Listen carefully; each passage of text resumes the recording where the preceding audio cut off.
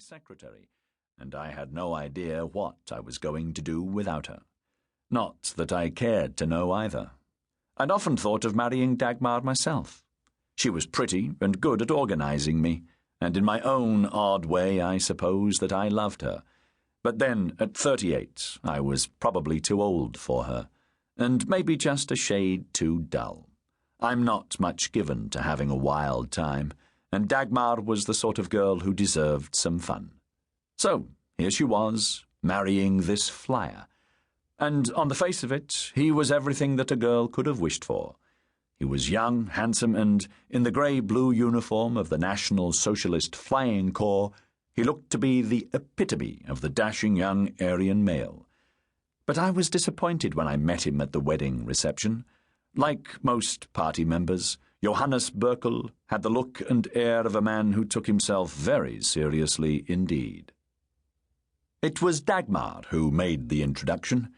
Johannes, true to type, brought his heels together with a loud click and bowed his head curtly before shaking my hand. "Congratulations," I said to him. "You're a very fortunate fellow. I'd have asked her to marry me, only I don't think I look as good as you in uniform." I took a closer look at his uniform. On the left breast pocket he wore the silver SA sports badge and the pilot's badge. Above these two decorations was the ubiquitous scary badge, the party badge, and on his left arm he wore the swastika armband. "Dagmar told me you were a pilot with Lufthansa on temporary attachment to the Ministry of Aviation, but I had no idea. What did you say he was, Dagmar?" "A sports flyer." "Yes, that's it, a sports flyer. Well, I had no idea you fellows were in uniform." Of course, it didn't take a detective to work out that sports flyer was one of those fancy Reich euphemisms, and that this particular one related to the secret training of fighter pilots. "He does look splendid, doesn't he?" said Dagmar. "And you look beautiful, my dear," cooed the groom dutifully.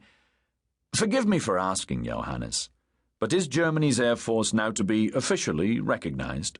I said. "Flying Corps," said Berkel. "It's a flying corps." But that was the whole of his answer. "And you, Herr Gunther, a private detective, eh? That must be interesting." "Private investigator," I said, correcting him. "It has its moments." "What sort of things do you investigate?" "Almost anything, except divorce. People act funny when they're being cheated by their wives or their husbands, or when they're the ones doing the cheating.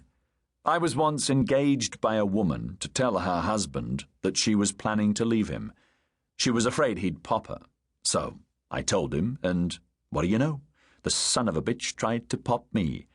I spent 3 weeks in St. Gertrauden Hospital with my neck in a brace. That finished me with matrimonial work permanently. These days I do anything from insurance investigations to guarding wedding presents to finding missing persons. That's the ones the police don't already know about, as well as the ones they do. Yes, that's one area of my business that's seen a real improvement since the National Socialists took power. I smiled as affably as I could, and wiggled my eyebrows suggestively. I guess we've all done well out of National Socialism, haven't we? Proper little March violets. "You mustn't take any notice of Bernhardt," said Dagmar. "He has an odd sense of humour."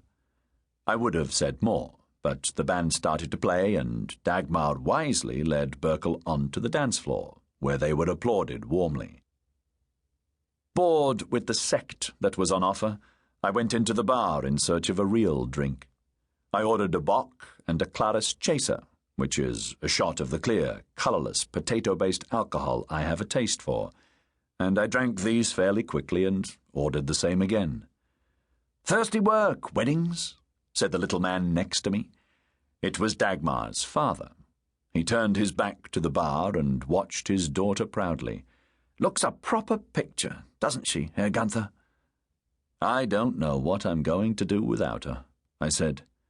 "Perhaps you can persuade her to change her mind and stay on with me.